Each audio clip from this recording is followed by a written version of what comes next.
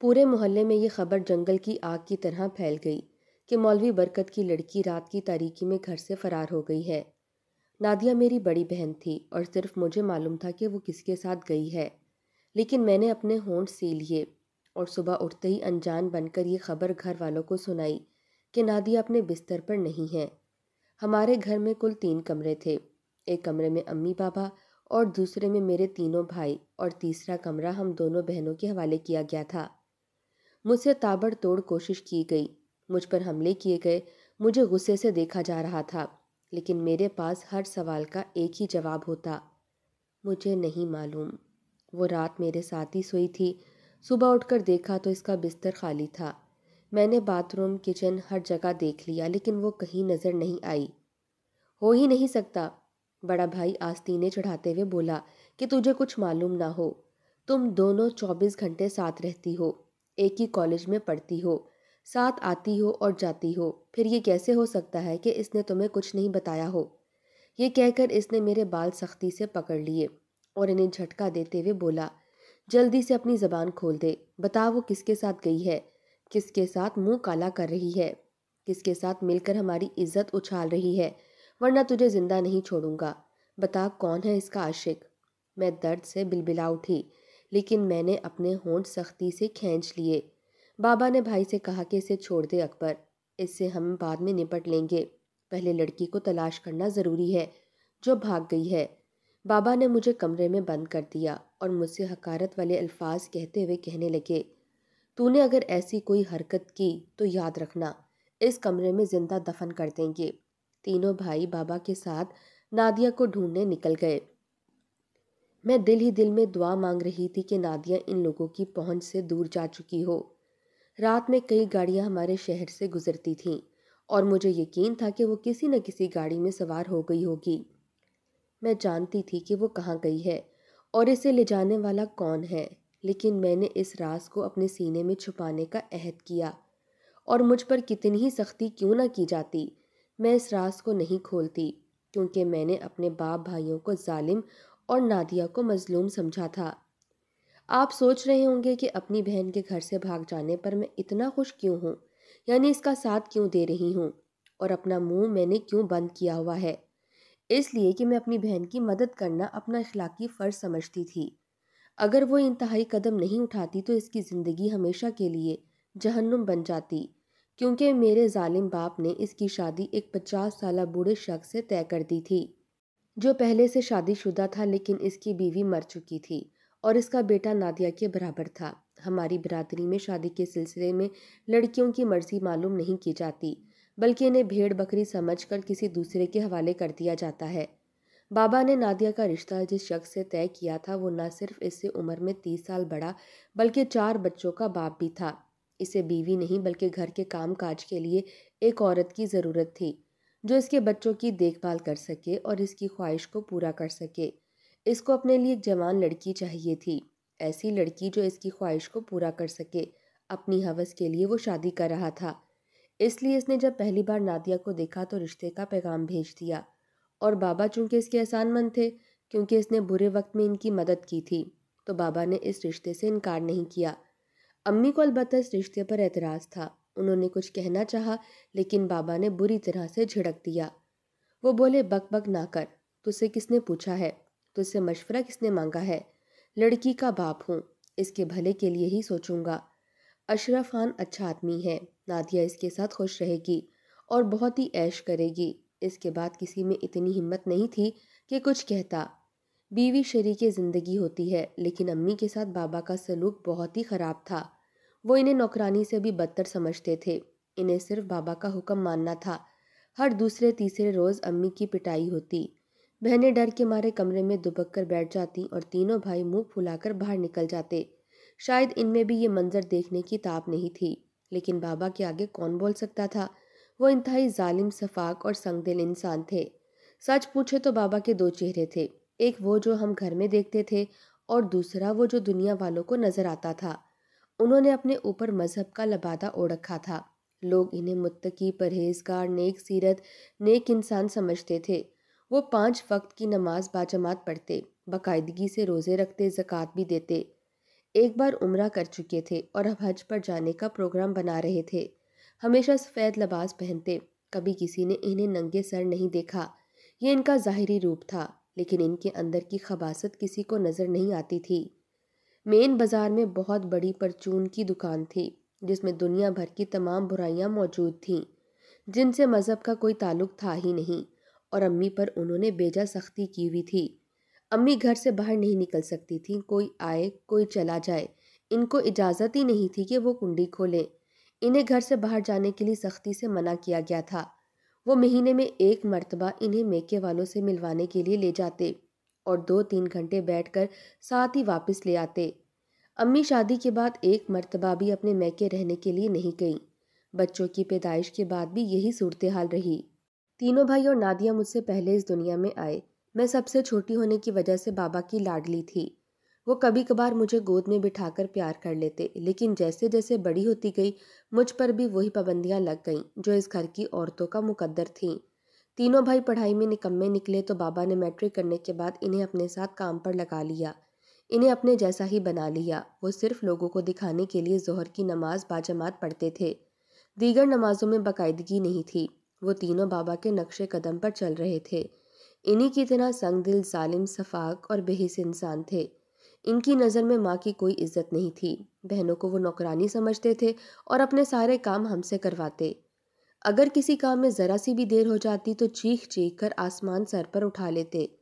ہمارے گھر میں ریڈیو، ٹی وی اور فون نہیں تھا، صرف بابا نے اپنے استعمال کے لیے موبائل فون رکھا ہوا تھا۔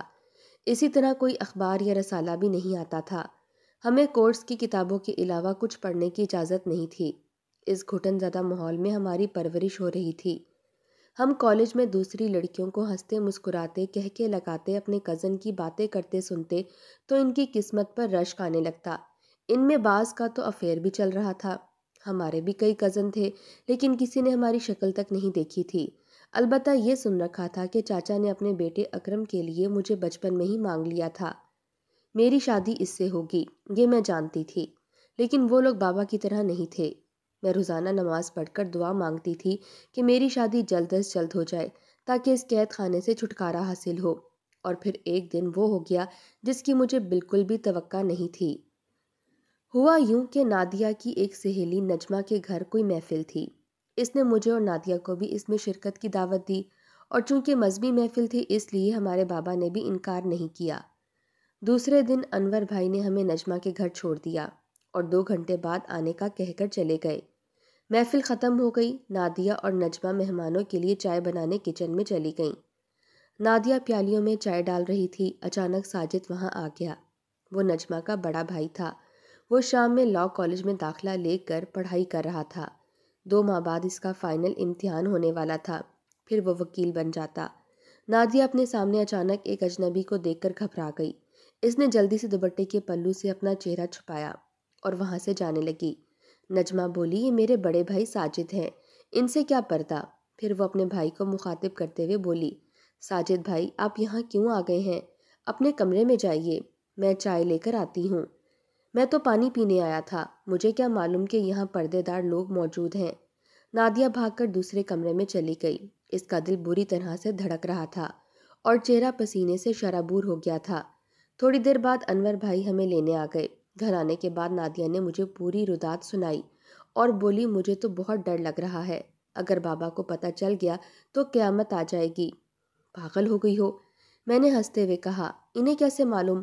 پھر میں نے کہا، کیسا ہے وہ؟ اس نے دونوں ہاتھوں سے اپنا چہرہ چھپاتے ہوئے کہا، بہت ہینڈسم، بالکل خوابوں کے شہزادے جیسا، جیسا میں نے سوچا ہے۔ اس وقت میں نے خلوص دل سے دعا مانگی کہ کاش میری بہن کو کوئی خوابوں کا شہزادہ ہی ملے۔ دوسرے دن نادیہ کالج گئی تو نجمہ اسے ایک کونے میں لے جا کر بولی، تم نے میرے بھائی پر کیا جادو کر دیا ہے؟ وہ تو پہلی ہی نظر میں تم پر دل و جان سے لٹو ہو گیا ہے، فرفتہ ہو گیا ہے، پاگل ہو رہا ہے تمہارے لیے۔ اس نے کل سے ایک ہی رٹ لگا رکھی ہے کہ وہ تم سے شادی کرے گا، صرف تم سے۔ یہ ناممکن ہے۔ نادیہ ادھر ادھر دیکھتے ہوئے آہستہ سے بولی، ہمارے ہاں برادری سے باہر رشتے نہیں ہوتے، تم بھی اس بات کو یہیں ختم کر دو، کسی سے کچھ مت کہنا۔ ٹھیک ہے، میں تو خاموش ہو جاتی ہوں، لیکن ساجد بھائی پیچھے ہٹنے والے نہیں ہیں، وہ تو تمہیں اپنا بنا کر ہی دم لیں گے۔ انہیں منع کر دو نجمہ۔ نادیہ روحانی سی ہو کر بولی، تم میرے گھر والوں کو نہیں جانتی، اگر انہیں ذرا سا بھی شک ہو گیا کہ میں تمہارے بھائی کے سامنے آئی ہوں تو وہ میری ہڈی بوٹی ایک کر دیں گے۔ کچھ نہیں ہوگا، تم خواہ ڈر رہی ہو، تم ایک بار ساجد بھائی سے مل تو لو، وہ تمہیں سب سمجھا دیں گے۔ میں انہیں کیسے مل سکتی ہوں؟ کل تو محفل کی وجہ سے تمہارے گھر آنے کی اجازت مل گئی، اب کیا بہانہ بناؤں گی؟ یہ تو ہے۔ اچھا میں تمہاری ان سے فون پر بات کروا دیتی ہوں، تم خود ہی سن لو وہ کیا کہنا چاہ رہے ہیں۔ یہ کہہ کر اس نے پرس سے موبائل نکالا اور ساجد بھائی کو فون کیا۔ بھائی آپ خود ہی نادیہ سے فون پر بات کر لیں، یہ کہہ کر اس نے موبائل نادیہ کو پکڑا دیا۔ لیکن جب ساجد نے دوسری طرف سے ہیلو کہا تو اسے بھی جواب میں جی کہنا پڑ گیا۔ ساجد نے کہا، مجھے نجمہ آپ کے گھر کے ماحول کے بارے میں بتا چکی ہے، اس لیے میں ملنے پر اصرار نہیں کروں گا، لیکن آپ مجھے اتنی اجازت دے سکتی ہیں کہ آپ سے نجمہ کے فون پر بات کر لوں۔ نادیہ سے کوئی جواب نہیں بن پڑا، اس نے ایک بار پھر گھبراہٹ میں جی کہہ دیا۔ میں تمہیں زیادہ پریشان نہیں کروں گا، بس اتنا بتا دو کہ میں تمہیں کیسا لگا۔ آپ بہت اچھے ہیں، سعدیہ نے بے ساختہ کہا تھا اور خود ہی شرما گئی۔ کیا میں تمہیں پرپوز کر سکتا ہوں؟ میں کیا جواب دوں؟ نادیہ نے ہمت کر کے کہا کہ یہ ناممکن ہے۔ میں نجمہ کو بتا چکی ہوں کہ ہمارے ہاں برادری سے باہر یعنی خاندان سے باہر شادی نہیں ہوتی۔ ناممکن کو ممکن بنانا میرا کام ہے، تم صرف ہاں یا نہ میں جواب دو۔ ٹھیک ہے تو آپ کوشش کر لیں، لیکن کامیابی کے چانس بہت کم ہیں۔ تم صرف مجھ سے رابطے میں رہو اور جیسا کہوں وہی کرو، اللہ تعالیٰ نے چاہا تو بہتر ہوگا۔ جب نادیہ نے مجھے یہ باتیں بتائیں تو میں نے بھی اسے یہی مشورہ دیا کہ اس بات کو یہیں ختم کر دو، کیونکہ بابا اپنے اصولوں سے ہٹنے والے نہیں اور وہ ساجد کا رشتہ کبھی قبول نہیں کریں گے۔ دیکھا جائے گا، وہ بے پرواہی سے بولی۔ فی الحال تو اسے امتحان دینا ہے اور جب تک اسے وکالت کا لائسنس نہیں مل جاتا وہ رشتہ نہیں بھیجے گا۔ بات آئی گئی ہو گئی۔ کچھ دنوں کے بعد ساجد واپس دوسرے شہر چلا گیا، لیکن نجمہ کے موبائل کے ذریعے نادیہ سے اس کا رابطہ رہا۔ اس کے بعد بھی وہ چھٹیوں میں ایک دو مرتبہ گھر آیا، لیکن اس نے نادیہ سے ملنے پر اصرار نہیں کیا کہ وہ اس کے لیے کوئی مسئلہ کھڑا نہیں کرنا چاہتا تھا۔ اب یہاں پر میں دیکھ رہی تھی کہ بابا وقت کے ساتھ ساتھ بہت اچھے مزاج کے ہوتے جا رہے تھے۔ انہوں نے امی سے بھی سختی کم کر دی تھی اور ہم لوگوں سے نرم لہجے میں بات کرنے لگے تھے۔ میں سمجھی کہ شاید یہ عمر کا تقاضا ہو، لیکن اصل وجہ تو کچھ اور ہی تھی۔ دراصل انہیں کاروبار میں زبردست گھاٹا ہوا تھا، ان کے پیسے کئی جگہ پھنسے ہوئے تھے اور کہیں سے ادائیگی نہیں ہو رہی تھی، جبکہ انہیں مال اٹھانے کے لیے ایک بہت بڑی رقم کی ضرورت تھی، ورنہ گودام خالی ہو جاتے، جس سے ان کی ساکھ، ان کی عزت متاثر ہوتی۔ ایسے میں اشرف خان ان کے کام آیا اور اس نے ضرورت کے مطابق بابا کو رقم فراہم کر دی، جس سے بابا کا کاروبار ایک بار پھر چل پڑا اور ان کی ساکھ بحال ہو گئی۔ انہوں نے اشرف خان کا تمام قرض ادا کر دیا، لیکن ہمیشہ کے لیے ان کے احسان مند ہو گئے۔ چنانچہ اس نے نادیہ کو پہلی بار دیکھا تو وہ دیوانہ ہو گیا اور نادیہ کے لیے پیغام بھیج دیا، تو اب وہ انکار نہ کر سکے اور اپنی عمر کے برابر اس بوڑھے سے اپنی بیٹی کی شادی طے کر دی۔ نادیہ کو معلوم ہوا تو اس نے رو رو کر اپنے آپ کو ہلکان کر لیا۔ وہ سوچ بھی نہیں سکتی تھی کہ بابا اتنے سنگ دل ہو سکتے ہیں۔ وہ کافی دیر تک میرے گلے لگ کر روتی رہی۔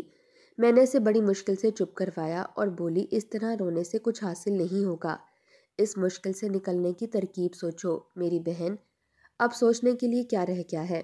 بابا فیصلہ کر چکے ہیں اور اب اس پر عمل کرنا باقی ہے، لیکن میں بھی اپنی ضد کی پکی ہوں، جان دے دوں گی لیکن اس بوڑھے سے شادی نہیں کروں گی۔ جان دینے سے کچھ نہیں ہوگا بی بی، تم کل نجمہ کو پوری بات بتا دو اور اسے کہو کہ وہ ساجد کو فوراً بلا لے۔ اب اس کے ایکشن لینے کا وقت آ گیا ہے۔ وہ پہلی فلائٹ سے ہی آ گیا اور جیسے ہی اس کا نادیہ سے رابطہ ہوا اس نے کہا کہ اب اس مشکل سے نکلنے کا ایک ہی حل ہے اور یہ کہ تم میرے ساتھ کراچی چلو۔ تمہارا مطلب ہے گھر سے بھاگ جاؤں؟ یہ نہیں ہو سکتا ساجد، میں اپنے والدین کے منہ پر کالک نہیں مل سکتی۔ پھر اس 4 بچوں کے باپ سے شادی کر کے ساری زندگی اس کی غلامی کرو اور اس جہنم میں جلتی رہو۔ تم ہی کچھ سوچو۔ کیا سوچوں؟ اب تو میں رشتہ مانگنے بھی نہیں آ سکتا کیونکہ تمہاری شادی طے ہو چکی ہے۔ پھر میں کیا کروں؟ وہی جو میں کہہ رہا ہوں، کچھ نہیں ہوگا۔ لوگ 4 دن باتیں کریں گے، باتیں بنائیں گے، پھر کسی کو یاد نہیں رہے گا کہ نادیہ نام کی کوئی لڑکی گھر چھوڑ کر چلی گئی تھی۔ لیکن تم ساری زندگی کے عذاب سے بچ جاؤ گی۔ میرے بھائی مجھے مار ڈالیں گے۔ میں ایسا بندوبست کروں گا کہ وہ تم تک نہیں پہنچ سکیں گے۔ اگر خطرہ ہوا تو ہم ملک سے باہر چلے جائیں گے، لیکن میری ایک شرط ہے، وہ کیا؟ پہلے نکاح ہوگا تمہارے گھر پر والدین کی موجودگی میں، پھر ہم کہیں جائیں گے۔ ٹھیک ہے، تم دن اور وقت طے کر لو، میں قاضی اور گواہوں کا بندوبست کر لوں گا۔ میں کل صبح 11 بجے اپنی بہن کے ساتھ تمہارے گھر آؤں گا۔ تم قاضی اور گواہ تیار رکھنا، لیکن یہ بھروسے کے لوگ ہونے چاہیے۔ ایسا نہ ہو کہ ان میں سے کوئی میرے بھائی کو جا کر ساری بات بتا دے اور بھانڈا پھوڑ دے، اور بعد میں تمہارے گھر والے پریشان رہیں۔ نکاح کے بعد میں گھر چلی جاؤں گی۔ بابا 9 بجے تک سو جاتے ہیں، میں 11 بجے گھر کی دہلیز پار کروں گی۔ تم میرے گھر سے کچھ فاصلے پر میرا انتظار کرنا، اس کے بعد ہم یہ شہر چھوڑ دیں گے۔ اس نے گھر آ کر مجھے پروگرام بتایا تو مجھے اس میں کوئی جھول نظر نہیں آیا، البتہ مجھے بھی قاضی اور گواہوں کی طرف سے خدشہ تھا، کہیں وہ راز اگل نہ دیں۔ لیکن نادیہ نے کہا کہ ساجد نے یقین دلایا ہے ایسا کچھ نہیں ہوگا۔ اگلے روز پروگرام کے مطابق میں، نادیہ اور نجمہ ساجد کے گھر گئیں۔ وہاں تیاری مکمل تھی۔ آدھے گھنٹے میں نکاح کی کاروائی مکمل ہو گئی اور ہم تینوں کالج واپس آ گئے۔ کسی کو کانوں کان خبر نہیں ہوئی۔ حسب معمول گھر کے سب افراد 9 بجے ہی سونے کے لیے چلے گئے۔ نادیہ نے ایک چھوٹے سے بیگ میں اپنا ضروری سامان رکھا اور جانے کے لیے تیار ہو گئی۔ میں نے کمرے کی لائٹ آف کر دی تاکہ اگر کسی کی آنکھ کھل گئی تو وہ یہی سمجھے کہ ہم دونوں سو رہے ہیں۔ رات 10 بجے کے قریب کمرے سے نکل کر دیکھا میدان بالکل صاف تھا، گھر والے سو چکے تھے۔ 10:30 بجے میں نے باہر جا کر دیکھا، کوئی خطرہ نہیں تھا۔ 11 بجے میں دبے پاؤں باہر آئی اور آہستہ سے بیرونی دروازہ کھول دیا۔ گلی میں بالکل سناٹا تھا، البتہ آخری کونے پر آخری گاڑی کھڑی تھی، وہ یقیناً ساجد ہی تھا۔ اس نے دروازہ کھولتے ہی ٹارچ ایک دفعہ جلا کر بند کر دی۔ میں نے نادیہ کو بتا دیا، وہ بیگ لے کر آئی اور پلک جھپکتے ہی گھر کی دہلیز پار کر گئی۔ میں نے بھی وہاں رکنا مناسب نہیں سمجھا اور دروازہ بند کر کے کمرے میں آ گئی، البتہ اندر سے کنڈی نہیں لگائی۔ وہ تینوں سر جھکائے کھڑے ہوئے تھے۔ پورا گھر عورتوں سے بھرا ہوا تھا، مرد باہر بیٹھے ہوئے تھے۔ امی کی حالت بہت غیر تھی، ان پر بار بار بے ہوشی کے دورے پڑ رہے تھے۔ محلے کی عورتیں انہیں سنبھالنے کی کوشش کر رہی تھیں اور ساتھ ساتھ ان کے بے رحم تبصرے بھی جاری تھے۔ امی نے سر اٹھا کر ان کی طرف دیکھا اور کمزور سی آواز میں کہا، کچھ پتہ چلا؟ بڑے بھائی اکبر نے سر ہلاتے ہوئے کہا، نہیں۔ جہاں اس کے جانے کا امکان تھا ہم نے وہ سب جگہ دیکھ ڈالی، لیکن وہ وہاں پر ہے ہی نہیں۔ ہم اس کے کالج گئے، پرنسپل نے بتایا وہ کل کالج آئی تھی اور پورے وقت وہاں رکی رہی۔ ہم نے کچھ لڑکیوں سے پوچھا بھی تو انہوں نے کہا ایسی کوئی بات نہیں ہوئی کل، وہ تو بالکل ٹھیک تھی۔ پولیس میں رپورٹ کریں جی، آخر بیٹی کا معاملہ ہے، وہی اس کا سراغ لگائے گی، پڑوسیوں میں سے کسی نے کہا۔ غصے سے اسے دیکھا اور بولے، تم چپ کرو، ہمارے گھر کا معاملہ ہے، ہم خود ہی نپٹ لیں گے، اور چلے جاؤ یہاں سے، مزے لینے آ گئے ہیں سارے۔ وہ عورتیں اپنا منہ سا لے کر رہ گئیں، ایک ایک کر کے لوگ رخصت ہونے لگے۔ شام تک چاچا اور میرا منگیتر اکرم بھی آ گئے۔ چاچا کی بھی یہی رائے تھی کہ پولیس میں رپورٹ درج کرانی چاہیے کہ جب تفتیش کرے گی تو کوئی نہ کوئی سراغ ہاتھ آ جائے گا۔ کوئی فائدہ نہیں رحمت، میری عزت کا جنازہ تو نکل ہی چکا ہے۔ پولیس نے اسے ڈھونڈ نکالا، تب بھی اس گھر کے دروازے ہمیشہ کے لیے اس پر بند ہو چکے ہیں۔ اب وہ مجھے کسی حال میں قبول نہیں، اس لیے میں پولیس میں رپورٹ درج نہیں کراؤں گا۔ جب محلے کی عورتیں اور مرد چلے گئے تو ایک بار پھر عدالت لگی اور مجھے کمرے سے نکال کر مجرموں کے کٹہرے میں کھڑا کر دیا گیا۔ بابا نے پیار سے میرے سر پر ہاتھ رکھتے ہوئے کہا، پتر، جو کچھ تجھے معلوم ہے بتا دے۔ بیٹا، اس نے تجھے کچھ تو بتایا ہوگا؟ نہیں، میں نے پر اعتماد لہجے میں کہا۔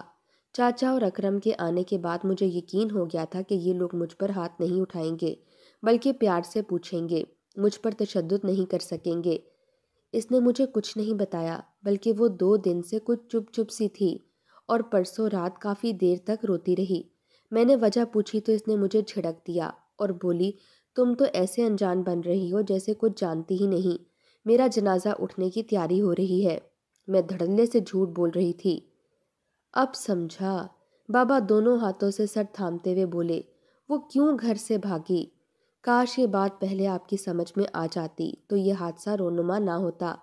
کہاں وہ 50 سال کا بوڑھا اور 4 بچوں کا باپ، اور کہاں ہماری 9 عمر لڑکی، کوئی جوڑی نہیں تھا۔ چاچا نے کہا، میں نے تو یہ سوچ کر اس کا رشتہ طے کر دیا تھا کہ کھاتا پیتا بندہ ہے، اسے خوش رکھے گا، وہ اتنا بڑا قدم تنہا نہیں اٹھا سکتی۔ اکبر بھائی بولے، کسی نے اس کی مدد کی ہے، اسے تو شہر کے راستوں کا بھی علم نہیں، وہ آج تک کالج کے علاوہ کہیں نہیں گئی۔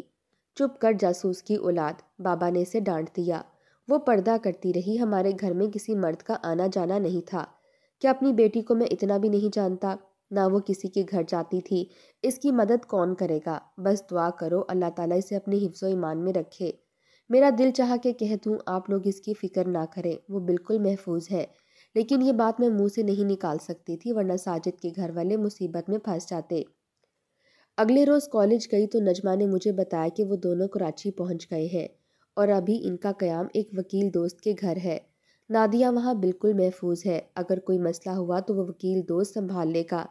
نجمہ نے وعدہ کیا کہ اب اگر ساجد کا فون آیا تو وہ نادیہ سے بھی میری بات کروا دے گی۔ ہمارے گھر میں 3 دن سوگ کی کیفیت رہی، پھر زندگی اپنے معمول پر آ گئی۔ بابا اور بھائیوں نے بھی دکان پر جانا شروع کر دیا، کیونکہ پیٹ روٹی مانگتا ہے اور روٹی کے لیے ہاتھ پاؤں چلانا پڑتے ہیں۔ البتہ بابا اس واقعے کے بعد بہت ہی نڈھال لگنے لگے تھے۔ ان کا سارا روب دبدبا، ان کا سارا غرور ختم ہو گیا تھا۔ وہ زیادہ تر خاموش رہتے اور خلاؤں میں گھورتے رہتے، جیسے انہیں کسی کا انتظار ہو۔ میں ان کی کیفیت کو سمجھ رہی تھی، وہ پچھتاوے کی آگ میں جل رہے تھے۔ انہیں شدت سے احساس ہو گیا تھا کہ اگر وہ اشرف خان سے نادیہ کا رشتہ طے نہ کرتے تو وہ گھر چھوڑ کر نہ جاتی۔ وہ اپنے آپ کو اس واقعے کا ذمہ دار سمجھنے لگے۔ انہوں نے دکان پر بھی جانا چھوڑ دیا اور سارا کاروبار اکبر بھائی نے سنبھال لیا تھا، کیونکہ میرے دونوں بھائی دبئی چلے گئے تھے۔ نادیہ کو بہت افسوس تھا کہ اس کی غیر موجودگی میں میری شادی ہو گئی، کیونکہ اس کا داخلہ تو ممنوع تھا۔ ہمارے گھر میں اگر وہ آ جاتی تو بابا اور بھائی اسے جان سے مار دیتے۔ میں پہلی بار میکے آئی، امی اور بابا ہمیں دیکھ کر بہت خوش ہوئے۔ البتہ کسی بھائی نے کسی گرم جوشی کا مظاہرہ نہیں کیا اور معمول کے مطابق دکان پر چلے گئے۔ ان کی بے رخی کو امی نے محسوس کیا اور شرمندہ ہو کر بولیں، چڑچڑا ہو گیا ہے، شادی جو نہیں ہو رہی۔ کیوں، اس میں کیا رکاوٹ ہے؟ اکرم نے پوچھا۔ میں بتاتا ہوں، بابا غصے سے بولے، نادیہ کی وجہ سے ہماری بہت بدنامی ہوئی ہے۔ برادری والوں نے تقریباً ہم سے قطع تعلق کر لیا ہے۔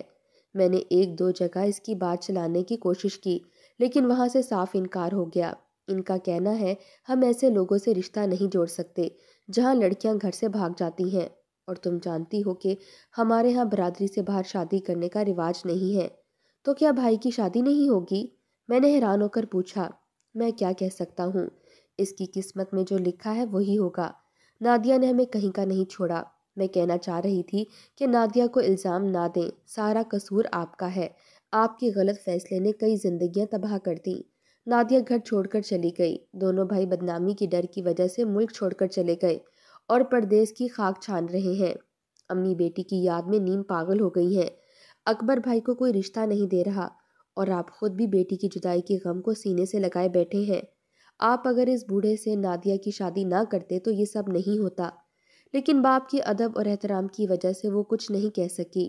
بابا کی باتوں سے اندازہ ہو گیا کہ وہ ابھی تک نادیہ سے ناراض ہیں اور انہوں نے اسے معاف نہیں کیا، بلکہ اب تو انہوں نے اکبر بھائی کی شادی نہ ہونے کا ذمہ دار بھی نادیہ کو ہی ٹھہرا دیا۔